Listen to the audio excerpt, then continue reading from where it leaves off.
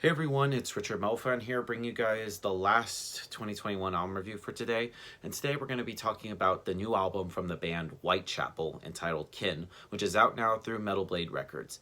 Now, Whitechapel, I'm pretty sure a lot of you probably heard of them.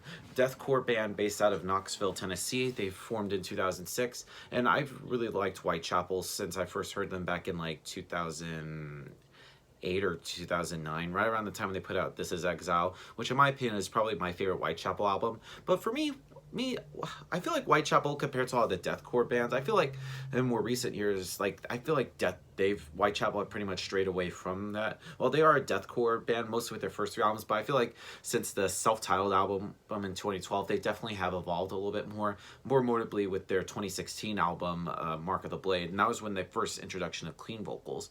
And then I feel like they're really evolved with their previous album, which came out in 2019, called The Valley, which I heard that was like a concept album. But I feel like Kin, the band's eighth full-length album, I feel like Whitechapel has really stepped up their game yet again. Like, it's hard to describe it. Like, they've always taken like a different approach. They never stick with a formula. Well, they mostly with their first three they were, but after that they've just pretty much experimented a lot more and progressed, and to the point where I wouldn't really consider Whitechapel deathcore anymore. They definitely have a lot more progressive elements to their sound, a lot more grooviness, and a lot more atmospheric parts.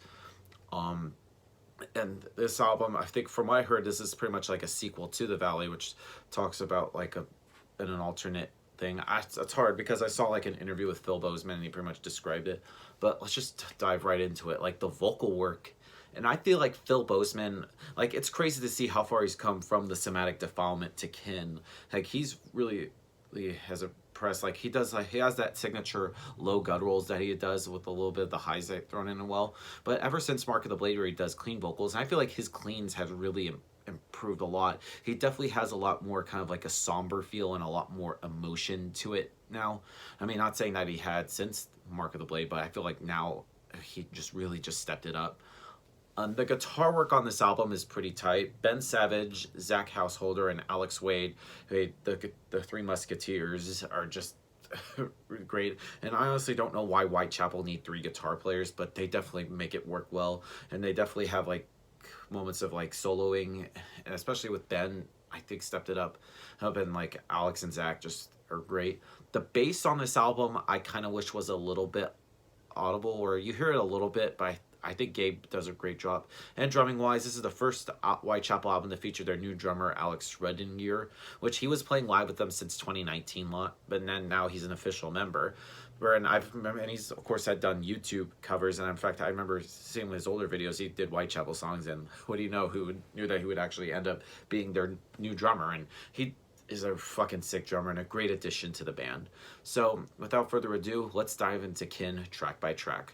Now, starting things off is I Will Find You, which starts off with a kind of like a folk kind of like acoustic intro, and everyone's nodding your head along like this is kind of like something from the previous album, The Valley, and that's what you get with the opening track, except it's just diluted riffs, more just like focused on a simplistic groove that leads overlaid sprinkled through it. And I think it's a pretty strong way to start things off. And then we lead right into Lost Boy, which just kicks in with the only probably old school Whitechapel riff, bringing back sort of like memories of like somatic defilement, This Is Exile, New Era of Corruption. So some tremolo picked goodness with sort of like the aggressive double baits and even hints of blast beats is, in my opinion, one of the most strongest riffs on the album. And the rest of the track eventually leads back into sort of like The Valley with the clean chorus that features among the best layers on the album. A Blood-Soaked Symphony is up next. Now, this pretty much trades razor blades for like the hammer and stomps in its way through like that more kind of like neo-chapel, and it's enjoyable for what it is. And it is the point that Kin sort of like grinds it to a screeching halt, and it's a pretty interesting song. Next up is Anti-Cure. Now this pretty much gives way for the clean vocals, and the track kind of like sounds something from like Tool a little bit. However, it does you don't get too comfortable, for the first half concludes with that sludgy horror of the next song, which is the one that makes us, which just hauling itself out with one of those wall noise of scraping things. And this track feels like a cross between death metal and sort of like a horror movie, and it stands for one of the most album's unhinged tracks. And it also has like moments where it also sounds like Meshuggah, and it's an interesting idea to flesh out even further. But I feel like Whitechapel insists on using their kind of like chuggy verses and there. History is Silent is up next, and this pretty much once again nods to that more ethereal aspects of Tool or even A Perfect Circle. And this song eventually heads down sort of more darker paths that says even more atmospheric and heaviness. And then we move on to the Wolves, which has a brief moment of like post like calm, which may emerge in the music, and the vocals are never anything less than a full tilt delivery. And it's like the intro to Lost Boy just comes in with like barbed wire through it, the throat of intensity. It's a very fast-paced song and is one of the heaviest songs on Kin.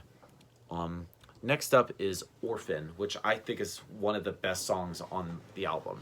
It's a largely just clean vocal sung track, and is as close as the band has ever come to like mainstream. The band just takes it really further, and I just love Phil's singing. Is really just powerful, really just delivers like an emotion to it. Next song is Without You. Now this is an acoustic interlude that plays with like an interesting hammer-ons and pull-offs, which makes you think of like something very folky. It kind of reminds you a little bit of like Bard's song from Blind Guardian, or even some like folk Viking theme would be perfect. And then it just leads into Without Us. Now this pretty much rehashes kind of like a blood-soaked symphony. And yeah, just chugging. It also has a little bit of a melodic overlay. And the pretty much the interesting part of Without Us is a callback to like that pull-off section with a lot of distortion, which is a great idea, which I think they put off. I can't even speak today. And that album just takes itself with like how emotional we are and just the feelings of a new breakdown. And it just really worked well, especially with the previous album, The Valley. And then we close things out with the title track, Kim. Now, this is a slow, progressive piece that sees the band just throwing it all into the mix with like acoustic guitars, spacey effects, clean vocals, and a piano with the soaring kind of like old school kind of solo. And this storming the contemplative finale just to an album. It sees like Whitechapel continue to explore the limits of their sound, which fitting not only to the conclusion of Kin, but just like the journey that began with The Valley. Now overall, Kin by Whitechapel is another great album, another sick addition to their discography, another great like progression of the band. So rather than give this album a score, I'm going to give Kin by Whitechapel a solid 10 out of 10. They definitely stepped. I was definitely amazed with this album, and I think it'll be giving more feeling when I listen to it more and more. Just get I think I'll like it, enjoying more and more. I keep saying that. I just think it's a good album, or a great album, I should say. So yeah, that's my review of the new album, guys, and I'm really looking forward to seeing them in February in Atlanta with the Cannibal Corpse, Revocation, and Shadow of Intent. So if anybody's going, I'll see you all there. So yeah, that's my review of the new Whitechapel, guys. Let me know in the comments what you guys think about the album, and I'll see you all in the next video. And as always, keep it metal.